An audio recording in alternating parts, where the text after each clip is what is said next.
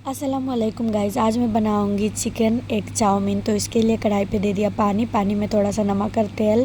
फिर इसमें मैंने चाउमीन को बॉईल कर लिया, उसे उठा के रख दिया है इसमें। और इसमें चिकन को पहले फ्राई कर लिया नमक और थोड़ा सा ब्लैक पेपर देके। फिर मैंने सेम प्रोसेस में अंडा भुर्जी भी बना लिया, दोनों को उठा के रख दिया। इधर सॉसेस रेडी कर दिया है मैंने, soya sauce, vinegar, red chilli sauce और टोमेटो सॉस, सबको अच्छे से मिक्स करके रखा हुआ है। इधर मैंने कढ़ाई पे दे दिया तेल, तेल पे प्याज कटी हुई और उसमें थोड़ा सा नमक, चीनी और फिर दे दिया चिली फ्लेक्स। प्याज को ज़्यादा फ्राई नहीं करना है, थोड़ा सा फ्राई होने के बाद उस पर मैंने चाउमीन ऐड कर दिया है।